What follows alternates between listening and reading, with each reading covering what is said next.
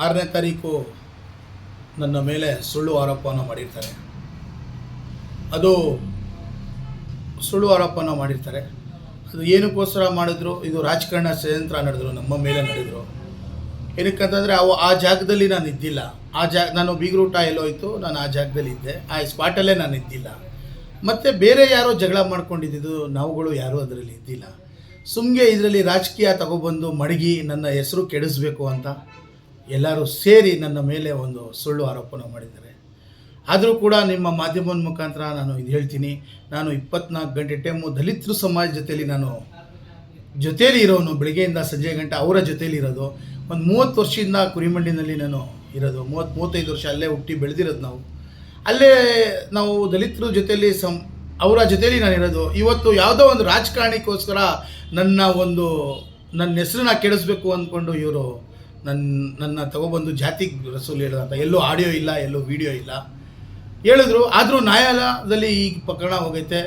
ನನಗೆ ನ್ಯಾಯಾಲಯದ ಮೇಲೆ ನಂಬಿಕೆ ಐತೆ, ನಾನು ಜಯ ಮಾಡ್ಕೊಬರ್ತೀನಿ. ಮತ್ತು ಯಾರು ನನ್ನ ಮೇಲೆ ಸುಳ್ಳು ಆರೋಪನ ಮಾಡಿದರೆ ಆ ಭಗವಂತ ಅವ್ರಿಗೂ ಒಳ್ಳೇದು ಮಾಡಲಿ ಅಂತ ನಾನು ನಿಮ್ಮ ಮಾಧ್ಯಮದ ಮುಖಾಂತರ ಹೇಳ್ತೀನಿ. ಅವರು ನಾನು ಗೆದ್ದು ಬರ್ತೀನಿ ಅಂತ ನಂಬಿಕೆ ಐತೆ. ನನ್ನನ್ನು ನೋಡಿ ಹೊಟ್ಟೆ ಕಿಚ್ಚಿಪಟ್ಟು ನನ್ನ ರಾಜಕೀಯದಲ್ಲಿ ನನ್ನನ್ನು ಮುಗಿಸ್ಬೇಕು ಅಂದ್ಕೊಂಡು ಇದು ಸುಳ್ಳು ಆರೋಪನ ಮಾಡಿದ್ದಾರೆ. ಆದರೂ ಆ ಭಗವಂತನ ಮೇಲೆ ನನಗೆ ನಂಬಿಕೆ ಐತೆ.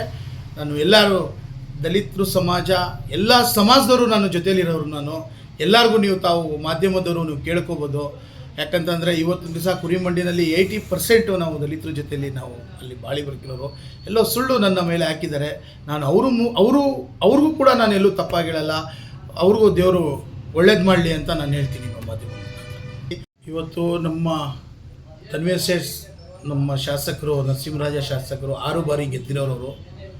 ನಾನು ಕೂಡ ಅವರ ಜೊತೆಯಲ್ಲಿ ಭಾಳ ವರ್ಷದಿಂದ ನಮ್ಮ ರಾಜಕೀಯ ಗುರುಗಳು ಅಂತ ಯಾರಾದರೂ ಇದ್ದರೆ ನಮ್ಮ ತನ್ವೀರ್ ಸೇಠ್ ಸಾಹೇಬರು ಗಾಡ್ ಫಾದರ್ ಅಂತ ನಾವು ಹೇಳ್ತೀವಿ ಅವ್ರನ್ನ. ಏನಕ್ಕಂತಂದರೆ ಅವರಿಂದ ಕರ್ನಾಟಕದಲ್ಲಿ ಭಾಳಷ್ಟು ಜನ ರಾಜಕೀಯ ಕಲ್ತ್ಕೊಂಡು ಇವತ್ತೆಲ್ಲೋ ಇದ್ದಾರೆ. ನಮ್ಮ ಅಂಥ ಶಾಸಕರು ಅವರು ಎಲ್ಲೂ ಕೂಡ ಯಾವುದೇ ಸಮಾಜಕ್ಕೆ ಅವರು ಎಲ್ಲ ಸಮಾಜದವ್ರಿಗೆ ಯಾರಾದರೂ ತಗೊಂಡು ನಡೆಯೋರು ಯಾರಾದರೂ ಇದ್ದರೆ ನಮ್ಮ ತನ್ವೀರ್ ಸೇಠ್ ಸಾಹೇಬರು. ಅವರ ಗರಡಿನಲ್ಲಿ ನಾವು ಗೆಲ್ತಿರೋದು. ನಾವು ಯಾವತ್ತೂ ಅವ್ರಿಗೆ ಹೇಳಿಲ್ಲ. ನಮ್ಮ ಬಗ್ಗೆ ನಮ್ಮ ಶಾಸಕರು ಗೊತ್ತು, ಅವರು ಗಮನಕ್ಕೂ ಇದು ಹೋಗೈತೆ. ಬಟ್ ನಾವು ನ್ಯಾಯಾಲಯಕ್ಕೆ ಹೋಗಿರೋದ್ರಿಂದ ಅಲ್ಲಿಂದ ಜಯ ಮಾಡ್ಕೊಂಡು ನಾನು ಬರ್ತೀನಿ ಅಂತ ಅವ್ರಿಗೂ ಕೂಡ ನಂಬಿಕೆ ಐತೆ. ನಾನು ಶಾಸಕರನ್ನ ಹೋಗಿ ಭೇಟಿ ಮಾಡಿ ನನ್ನ ಮೇಲೆ ಏನಾಗೈತೆ ನಾನು ಅವ್ರಿಗೆ ತಿಳಿಸ್ತೀನಿ ಅಂತ ನಿಮ್ಮ ಮಾಧ್ಯಮದ ಮುಖಾಂತರ ಹೇಳ್ತೀನಿ.